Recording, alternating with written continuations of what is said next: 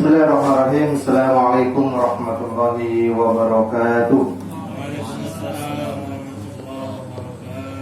Alhamdulillahi wa kafa, salatu wassalamu ala nabiyil mustafa wa ala alihi wa sahbihi wa man sara ala nahjihi wa iktafa. Rabbi shrah li sadri wa yassir li amri wa hlul 'uqdatam min lisani yafqahu qawli.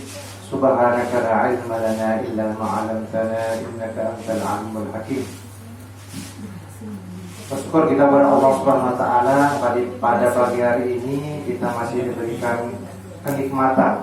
Pertama, nikmat iman, nikmat Islam, nikmat tenang, nikmat damai. Nah, kita ingat hari Sabtu kemarin tragedi Semeru, itu berarti dia sedang diuji, sudah tidak tenang lagi hidupnya. Kalau kita lihat di pengungsian, tidur rame-rame, kemudian mau ibadah tidak tenang. Nah, tenang ini yang kita alami sekarang ini salah satu bentuk kenikmatan juga ternyata. Kita kerja tenang, makan tenang, kantor ke tempat kita kerja ada, tidak tertimbun pasir. Kan pasir pengarahnya ya, timbun pasir karena pasir sampai menutupi atap. Nah, itu salah satu ujian dan kita sebagai muslim, mereka Islam, saudara kita. Nah, makanya kalau bisa kita ada kelimpahan rezeki, kita donasikan. Kalau tidak ada, minimal kita sebagai seorang muslim kita berdoa. Karena doa itu silahul mukmin, senjatanya kita adalah doa. Minimal kita doakan agar saudara kita yang tertimpa musibah di Semeru, di Lumajang, di Malang dimudahkan, segera diangkat oleh Allah Subhanahu wa taala. Dia udah gak mikir lagi hartanya, gak mikir lagi bagaimana mobil, ternaknya, pakaiannya, yang dipikir adalah jiwanya. Itulah gimana hifdun nafs, menjaga jiwa itu sangat tinggi dibanding yang lain. Yang kedua, sholawat serta salam selalu kita curahkan kepada junjungan kita Nabi besar Muhammad sallallahu alaihi wasallam yang telah memberikan kita uswah, qudwah, contoh yang terbaik dalam hidup ini. Pada pagi hari ini tidak menyurutkan semangat kita. Kemarin Pak Naskah terakhir mengambil dari firman Allah, fadzakir fa inna dzikra tanfa'ul mu'minin. Salinglah kita memberi peringatan karena peringatan ini bermanfaat bagi orang-orang beriman. Alhamdulillah, kita di penghujung tahun, di Desember, kita istiqomah dalam melaksanakan bintal. Ya, dari awal tanggal 5 Januari sampai sekarang sudah tanggal 6 Desember kita melaksanakan bintal dari Pak Panitera, ditambah lagi ada sekarang Pak Wakil. Syukur-syukur tahun depan lebih banyak. Dan dulu saya sampaikan, qalilun mustamir khairun min katsirin munqati'. Sedikit tapi continue istiqomah itu lebih baik daripada banyak pembicara langsung 1 minggu tapi habis. Nah, kita berdoa dan alhamdulillah ini rupanya menjadi salah satu komentar positif Pak Boy waktu itu, yaitu YouTube, kanal YouTube Ujung Tanjung saat itu sudah 35. Isinya gini-gini aja lah. Nah, tapi alhamdulillah kalau di dalam majelis ini kita bisa meningkatkan iman, meningkatkan kinerja kita. Pada pagi hari ini tidak banyak yang ingin saya sampaikan. Saya ajak ngopi saja, ngobrol perihal iman, ya. Apa itu iman? Nah, kalau di secara etimologi atau bahasa, iman itu amana yu'minu imana. Kalau dari penjelasan selalu saya ingat, karena Panitera setiap bawa berkas iqrarul bil lisan, dia bilang selalu begitu. Nah, itu definisi iman, disebutkan ketika dia mau membawa ikrar talak. Selalu iqrarul bil lisan wa tasdiqum bil qalbi wa amalun bil jawarih atau bil arkan.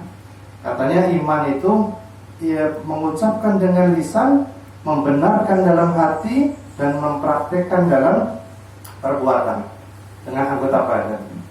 Kemudian apa bedanya atau kaitan iman dengan takwa?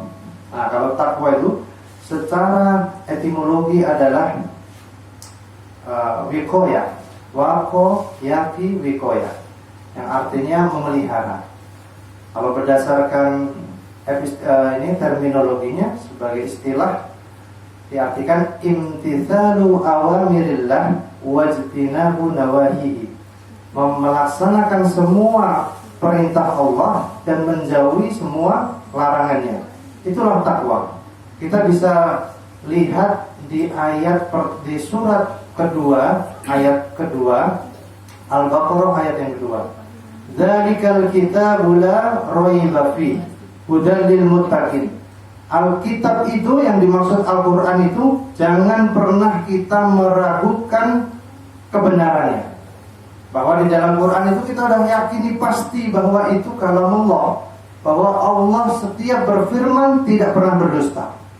Nah, kita yakini hudan lil muttaqin. Kitab Al-Quran ini petunjuk bagi orang-orang yang bertakwa. Lalu ayat setelahnya menjelaskan bagaimana sih orang bertakwa itu? Alladzina yu'minuna bil ghaib. Nah, inilah kenapa saya dulu pernah bilang di dalam hidup ini nggak hanya harta yang dijaga, nggak hanya kehormatan yang dijaga, nggak hanya keluarga, nggak hanya jabatan, nggak hanya semangat hidup, tapi ada yang harus dijaga, yaitu iman. Karena iman itu fluktuatif, dia yazid wa yanqus, naik dan turun. Yazidu bit ta'ah wa yanqusu bil maksiyah. Dia naik dengan ketaatan dan turun dengan kemaksiatan. Makanya kita bisa Senin ini kita kok semangat sholat, besok kita udah malas. Kemudian Rabu kita semangat tahajud, kemudian Kamis kita malas. Nah, itulah makanya kita harus jaga iman. Dalilnya apa? Di Quran ini, di Al-Baqarah ini dikatakan alladzina yu'minuna bil ghaib. Orang yang bertakwa, definisinya salah satunya yang mengimani hal-hal yang gaib. Nah, kenapa kok Allah memilih yu'minuna bukan amanu? Nah, ini bahasa pemilihan Allah ini nggak sembarangan, nggak kaleng-kaleng kalau bahasa kita ini. Kenapa kok yang dipilihnya fi'il mudhari bukan fi'il amr? Kenapa kok present continuous tense bukan past tense? Karena apa? Ketika dipakainya yu'minuna fi'il mudhari, kalau kita pakai kaidah bahasa Arab, yadullu ala waqtil hali wal mustaqbal. Wa kadzalika yufidul istimrar. Katanya yu'minu fi'il mudhari ini maknanya adalah menunjukkan waktu sekarang dan seterusnya, dan continue istimrar. Berarti iman yang dimaksud itu harus dijaga, harus dipertahankan. Tidak sudah beriman selesai, tapi harus dipertahankan. Yu'minuna. Makanya Allah memilih bahasa fi'il mudhari bukan fi'il madhi. Nah, maksudnya berarti iman itu kadang naik, kadang turun. Di ayat yang lain dikatakan surat Al-Anfal, innamal mu'minuna idza dzukirallahu wajilat qulubuhum. Nah, kalau orang beriman itu disebut nama Allah, hatinya ini bergetar. Ya, hatinya bergetar. Makanya kalau kita di film KCB atau Ayat Cinta itu benar, kalau di Arab sana begitu ada orang bertengkar, shollu ala nabi, disebut nama Allah aja mereka langsung ingat, astagfirullahaladzim, Allahumma sholli ala, langsung berarti gitu. Nah, itu karena sesuatu yang baik menjadi adat dan budaya. Nah, istighfar masuk astagfirullahaladzim, nah, langsung bergetar, kita bisa diingatkan seperti itu. Kemudian di situ ada kalimat lanjutnya, wa idza tuliyat alaihim ayatuhu zadatuhum iman. Dikatakan ketika dibacakan ayat-ayatnya itu imannya bertambah. Nah, berarti menunjukkan bahwa iman itu kadang naik, kadang turun. Nah, ulama mengatakan yazidu bitta'ah wa yanqusu bil maksiyah. Iman itu naik dengan ketaatan dan turun dengan kemaksiatan. Makanya di Al-Baqarah nih, ya ayat pertama-tama nih dikatakan alladzina yu'minuna bil ghaib. Nah, ciri orang bertakwa itu mengimani hal yang gaib. Contohnya Allah nggak pernah nampak kita, tapi kita yakin. Nabi kita nggak pernah nampak, tapi kita yakin. Itulah bedanya katanya. Kalau yang nampak kita percaya itu ilmu, makanya ilmiah. Tapi kalau nggak nampak terus kita percaya, itulah yakin. Nah, itulah yakin. Dan selanjutnya dikatakan setelah mengimani hal yang gaib, wa yuqimunas shalah, dan mendirikan sholat. Sama bahasanya yuqimunas shalah, nggak pakai fi'il mudhari, tapi nggak pakai fi'il madhi, tapi fi'il mudhari. Berarti menunjukkan bahwa terus menerus kita harus sholat. Yuqimunas shalah. Dan kita lihat salah satu asrarul kalimatul Quran, rahasia pemilihan kata dalam Quran, as-shalah di sini ditulis alif lam shad lam wawu ta marbutah. Di dalam Quran ada 3 bentuk kata sholat. Pertama sholat bentuk tunggal, as-sholatu alif lam shad lam alif ta marbutah. Itu menunjukkan bentuk satu. Hayya 'alas sholah, mari kita sholat zuhur. Hayya 'alas sholah, mari kita sholat asar. Satu. Terus ada bentuk lain di Quran itu, as-sholatu pakai alif lam shad lam wawu alif ta maftuha. Nah, itu menunjukkan sholat itu bentuknya jamak, tapi yang mahdud, yaitu 5 sholat fardu: subuh, zuhur, asar, maghrib, isya. Tidak boleh kita melakukan sholat yang lain kalau bentuknya sholawatu. Nah, di sini bentuknya as-sholat itu pakai alif lam shad lam wawu ta marbutah. Itu menunjukkan, kalau dari ahli lughah dikatakan ini menunjukkan sholat bentuk jamak ghairu mahdud. Berarti sholat yang bentuknya banyak, tidak terbatas yang 5 sholat saja, nggak sholat wajib saja. Berarti ciri orang yang bertakwa yang melaksanakan sholat fardu plus sholat sunnah yang lainnya. Nah, kalau kita pakai silabus Rasulullah SAW, kalau anak usia 7 tahun tidak sholat, disuruh sholat. Kalau 10 tahun tidak sholat, disuruh dipukul. Kayak kata Pak Panitra kalau menasihati Mail main pingpong, pukul dia. Nah itu ya. Jadi kalau anak sudah 10 tahun tidak sholat, pukul, pakai backhand ya. Jadi harus dipukul. Kalau kita pakai silabus Rasulullah, harusnya kita usia 15 tahun selesai materi sholat fardu. Coba kita di PA ini paling muda usianya berapa? Mas Anto nih apa? Siapa paling muda pegawai di PA ini, Mas Anto? Siapa? Gila. Lahiran berapa? Desti lah. Ah, gimana kok enggak hafal ini? Desti. Kelahiran tahun berapa Desti? Tahun 95. Berarti usianya berapa Desti? 27. Nah, kalau kita pakai silabus Rasul, harusnya 10 tahun, 15 tahun selesai kita sudah bab sholat fardu. Nah, 15 tahun sudah terbiasa, ke atas menambah sholat sunnahnya. Makanya itulah kenapa salah satu ciri ulama itu sholat tahajud itu sudah seperti wajib. Nah, dulu saya ada lomba cerdas cermat itu, apa yang sunnah bagi hamba manusia biasa, apa yang wajib bagi nabi, itu sholat tahajud. Sholat tahajud itu udah wajib, udah makanan sehari-hari nabi. Kalau kita sunnah. Ada pertanyaan lagi, apa yang boleh bagi nabi, tidak boleh bagi kita? Menikah lebih dari 4 orang. Pertanyaannya lain, apa yang tidak boleh bagi nabi, sunnah bagi kita, haram bagi nabi? Itu bersedekah kepada keturunan nabi, tidak boleh kita memberikan zakat, sedekah, tidak boleh. Nah, maksudnya apa? Harusnya kalau kita dari kecil sudah dididik sholat bagus, usia 15 ke atas tinggal menambah sunnahnya. Dan sunnah sholat yang paling tinggi adalah sholat malam. Afdhalus sholat ba'da sholatul fardi sholatul lail. Sholat malam itu yang rankingnya setelah sholat 5 waktu adalah sholat malam. Dan sholat ini sebagai amalan tertinggi orang muttaqin. Contohnya, buktinya apa? Di ayat ini dikatakan hudal lil muttaqin. Al-Quran itu petunjuk bagi orang yang bertakwa. Orang bertakwa itu bagaimana? Yang mengimani secara terus menerus hal yang gaib dan mendirikan sholat. Berarti sholat itu menjadi amal yang paling tinggi sebagai ciri-ciri orang yang bertakwa. Selanjutnya apa? Wa mimma razaqnahum yunfikun.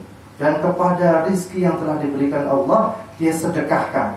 Nah, itulah salah satu ciri orang-orang yang bertakwa. Dan seringkali di Quran iman itu disandingkan dengan amal soleh. Ya, banyak sekali. Bahkan saya pernah dengar dari Ustadz Adi Hidayat yang suka menghitung berapa kali beliau mengatakan bentuk innalladzina amanu itu ada 68 dan sebagian besar disandingkan dengan amal soleh. Makanya amal soleh ditambah iman hasilnya jadi takwa. Ada di surat ini orang bertakwa adalah yang mengimani hal gaib, kemudian beramal soleh dalam bentuk sholat, kemudian bersedekah. Paling bawah mereka orang yang beruntung. Kemudian di ayat 183 tentang puasa, ya ayyuhalladzina amanu kutiba alaikumusiyam kama kutiba alal ladzina min qablikum la'allakum tattaqun.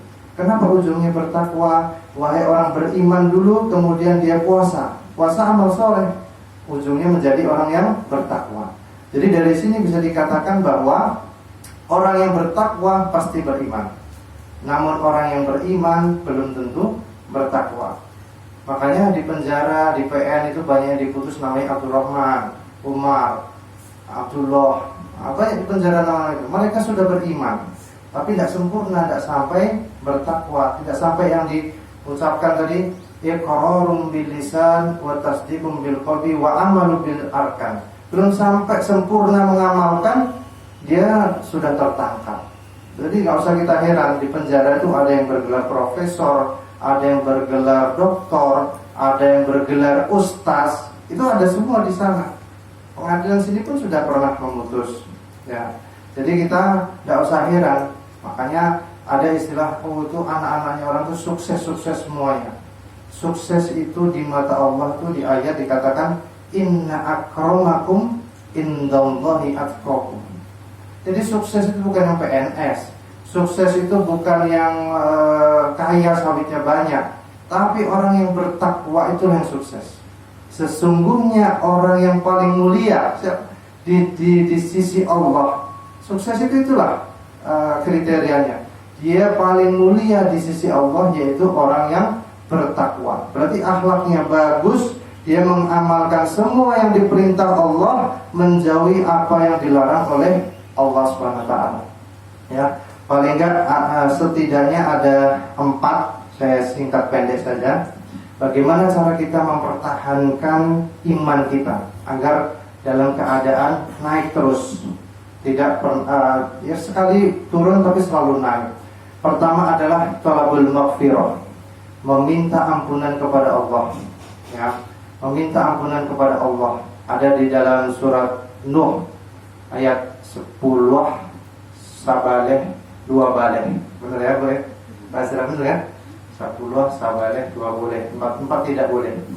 Nah, itu dikatakan di situ faqul tastaghfiru rabbakum innahu kana ghaffara yursilis samaa'a 'alaikum midrara wa yumdidkum bi amwalin wa banina wa yaj'al lakum jannatin wa yaj'al lakum anhara.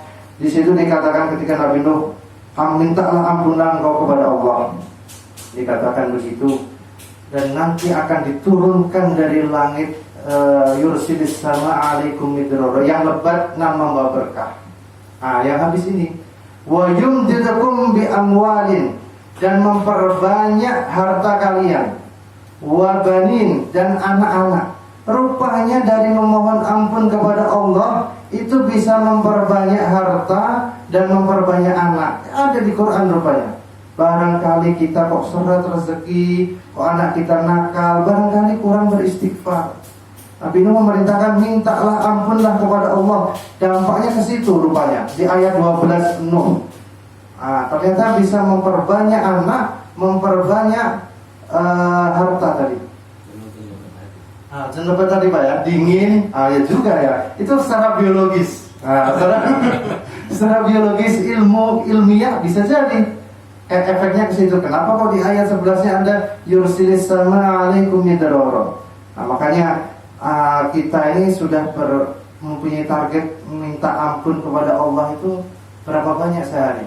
Dulu saya memang berpikir ketika dikasih ceramah seperti ini di SMA, kenapa harus istighfar, astagfirullah, astagfirullah, astagfirullah, apa dampaknya? Nah, kalau saya pernah dengar Ustaz menganalogikannya seperti ini. Kalau kita setiap hari ada salah minta maaf kepada istri, atau contohlah saya sama Pak Ketua ada salah, saya langsung ke ruangannya, tok, Pak Ketua, sibuk enggak? Begini nih Pak Ketua, saya tadi kemarin itu Bapak dompetnya jatuh, ada 50.000 di situ. Saya lagi butuh buat beli gas Pak, gaji udah habis. Akhirnya saya pakai dulu Pak, maaf sekali tidak izin. Sekarang saya ganti nih Pak, tambah kue. Nah, apa yang terbangun di situ? Pasti komunikasi yang bagus. Sama istri juga salah, maafkan saya ya, semalam saya kasar gini. Nah, ini bukan kisah nyata, tapi contoh, ya, contoh, bukan curhat. Dengar sendiri kan, nggak pernah ada keributan. Jadi ini contoh, maksudnya kalau kita mohon maaf sama kawan sama atasan aja, begitu ada pemaafan langsung luntur semuanya, langsung enak hubungannya. Bagaimana kalau kita setiap hari minta maaf kepada Allah? Astagfirullahaladzim, saya mohon ampun ya Allah. Allah minta 50 sholat saya tidak sanggup, 5 saja saya kadang malas. Nah itulah kita setiap hari harus mencari. Nah makanya itu thalabul maghfirah. Yang kedua muhasabah. Ini ada kaitan tadi seperti tadi. Setiap hari itu kita harus merasa apa dosa yang sudah kita lakukan.